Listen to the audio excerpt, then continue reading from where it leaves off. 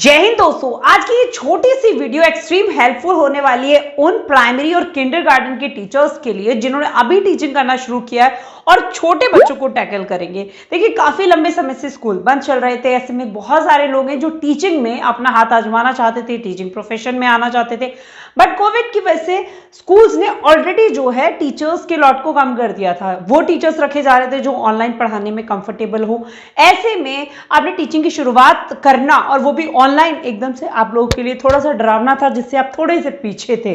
But वापस से school जो है फुल स्ट्रेंथ के साथ मैक्सिमम स्टेट्स में खुल चुके हैं। इन सिचुएशन में ऐसा हर बच्चा जिसने बीएड बीटीसी या कुछ भी कर रखा है वो यही सोचेगा कि भाई अब मैं जो अपनी टीचिंग प्रोफेशन है वो प्रैक्टिकल ग्राउंड में करना शुरू कर दूं, और एक काफी हद तक सही भी है। तो आज की ये वीडियो आपके लिए एक्सट्रीम हेल्पफुल रहने वाली है, क्योंकि इसमें हम बेसिकली अपने जो फ्रेशर टीचर्स हैं ना, वो टीचर्स जो टीचिंग प्रोफेशन में अभी आए हैं उनके लिए बात करेंगे कि कैसे वो लोग अगर छोटे बच्चों के साथ डील करते हैं तो अपनी क्लास को एकदम लाइव और इंटरेस्टिंग बना दें। और ऐसी क्लास इमेजिन करिए कि जब आप क्लास छोड़ के जाए ना तो बच्चे तो एंथुसियाज्म और खुशी से भरे ही भरे हो, बट आपके मन में भी ना वो खुशी से और जंग जीतने वाली स्माइल जो है क्लास से बाहर निकलते हुए निकले। तो दोस्तों, मैं हूं आपकी दोस्त पूनम और फिर से स्वागत करती हूं आपका अपने चैनल में।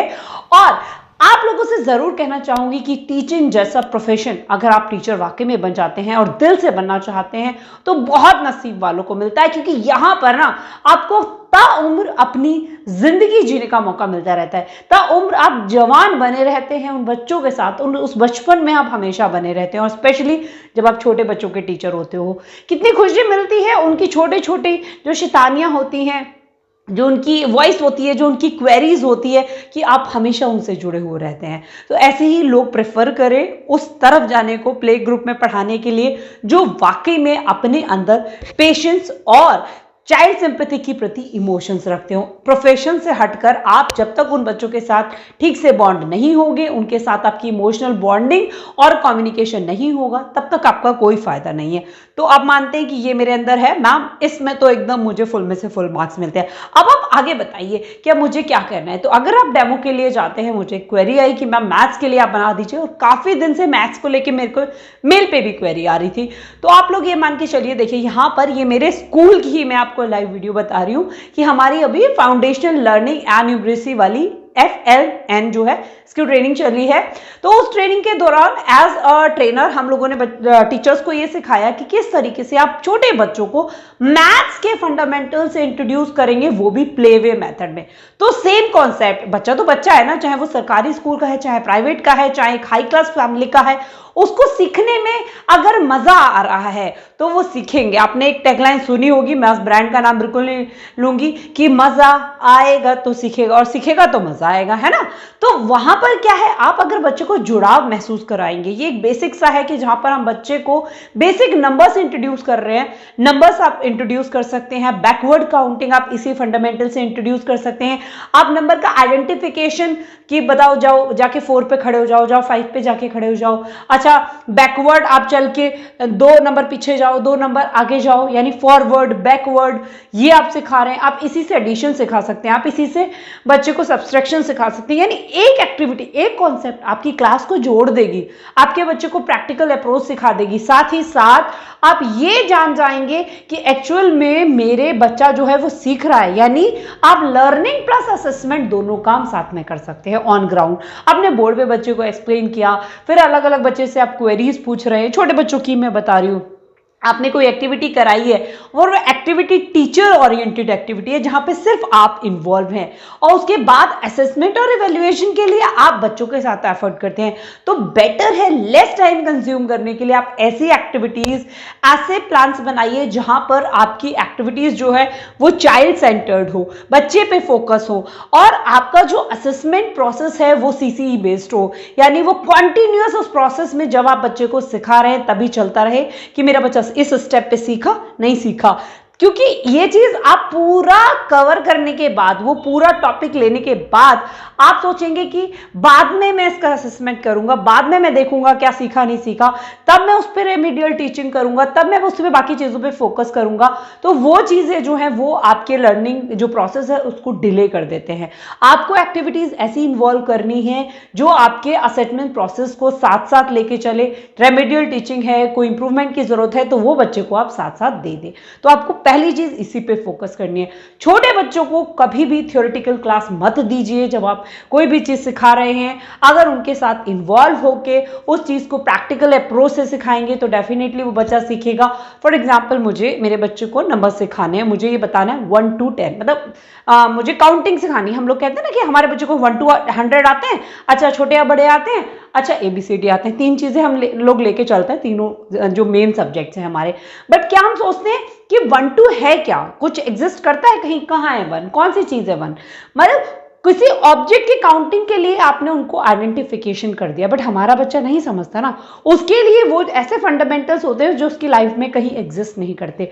तो बस आपको अगर मान लीजिए उसे नंबर्स सिखाने हैं तो नंबर्स आप उसे एप्पल दिखाएंगे, wow this is an apple, okay. Apple से आपने कितने एप्पल हैं मैम के हाथ में, या मतलब चाहे आपके रियल ऑब्जेक्ट्स हो, चाहे आपने टीचिंग लर्निंग मटीरियल TLM बना रखा हो, ओके 1 है आपके पास, वेरी नाइस। अच्छा किसी बच्चे को आपने 1 पकड़ा दिया, 1 एप्पल, सेम ऑब्जेक्ट अगर आपके पास दूसरा है तो अब how many I am having now.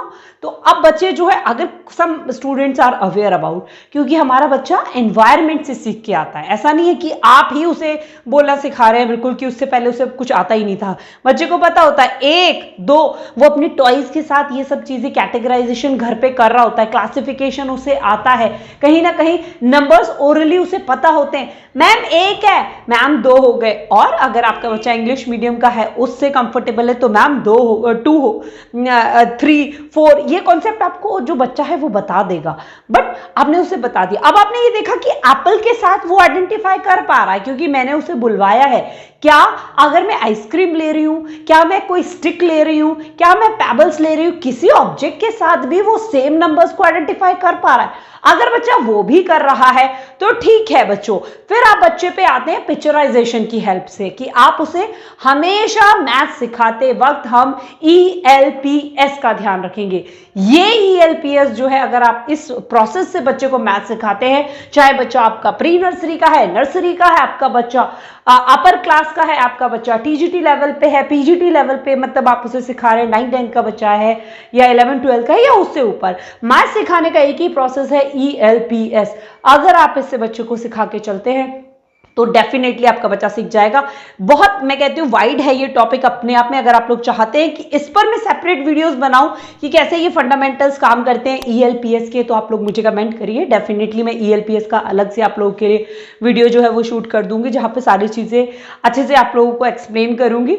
But आपको मैथ्स इसी चीज पर प्लान करके सिखाना है। तो आप अब बच्चे पे पिक्चराइजेशन पे जब आएंगे, आप बच्चे से कहेंगे कि अच्छा एप्पल और ये आपका 1 है, मतलब आपने मैचिंग दे दी बच्चे को, ठीक है, आपने कैटेगराइजेशन दे दिया 1 एप्पल, 2 एप्पल, 3 आइसक्रीम, और उसको आप मैचिंग करवा रहे हैं। अब हमारा बच्चा जो है वो पिक्चर प्लस नंबर्स दोनों से कंफर्टेबल हो गया, और उसके बाद जो है हम खाली नंबर्स पे लेके आएंगे बच्चों को। फिर नंबर्स में पहचान करवाते हैं इस तरीके की एक्टिविटीज से कि अलग से खाली नंबर्स को विदाउट पिक्चर्स जो है वो आइडेंटिफाई कर पा रहा है, नहीं कर पा रहा। फिर ये हम कहते हैं, जिसे हम कहते हैं डीकोडिंग। डीकोडिंग बच्चे के लिए वेरी इंपॉर्टेंट है कि क्या हमारा बच्चा, अगर हमने 5 उसे इंट्रोड्यूस कर दिया है तो कहीं भी 5 लिखा है, कैसी भी राइटिंग में 5 लिखा हुआ है, उस 5 को वो आइडेंटिफाई कर पा रहा है। अगर बच्चे ने कर लिया विद पिक्चर्स, उसके आइडेंटिफिकेशन कर लिया और एक्चुअल में ये भी बता दिया कि 5 ये पर्टिकुलर ऑब्जेक्ट्स हैं, काउंट करके कि ये 5 है, यानी अब आपका सिखाना जो है वो सक्सेसफुल हो गया। आपका पूरा टीचिंग प्लान, आपका पूरा टीचिंग प्रोसेस सिर्फ इस प्रोसेस से गुजरना चाहिए। इस चीज पे आप लोग काम करिए। अगर आप चाहते हैं प्रॉपर डेमो दे दो मैम विद क्लास, तो मैं वो आप लोगों को दे दूंगी, ठीक है। अगर आप लोग चाहते हैं ELPS का कॉन्सेप्ट जो है मैम प्रॉपरली आप एक्सप्लेन कर दीजिए, वो मैं आप कर दूंगी। आप लोगों को परेशान होने की जरूरत नहीं है, बस आपको सेल्फ मोटिवेट होने की जरूरत है कि जितना हम बच्चों के साथ जुड़ाव रखेंगे, बच्चे उतना हमें काम होकर सुनेंगे। तो अगर ये वीडियो आपके लिए थोड़ी सी भी हेल्पफुल रही हो तो इस वीडियो को ज्यादा से ज्यादा लोगों तक पहुंचाइए, ऐसे लोगों तक जिन्हें इस तरीके की टीचिंग एक ट्रेनिंग की आवश्यकता है। और ऐसी वीडियो सीरीज में आप लोगों लोगों के लिए लेके आ रही हूँ, बना रही हूँ, जिससे कि प्रॉपर ये सारी चीज़ें मैं आप लोगों को बता पाऊँ जिन लोगों को इस चीज़ से रिलेटेड क्वेरीज रहती है, और एक प्रैक्टिकल अप्रोच ऑफ टीचिंग जो है वो भी टीचर्स का क्लियर करती है। तो अगर ये वीडियो एक्सट्रीम हेल्पफुल रही हो तो लाइक करने के साथ साथ मेरे चैनल को सब्सक्राइब कर लेना, इस कम्युनिटी का हिस्सा बन जाना, क्योंकि तभी आपको मेरी सारी लेटेस्ट वीडियोस की नोटिफिकेशन टाइम पर मिलती रहेगी। जय हिंद, जय भारत।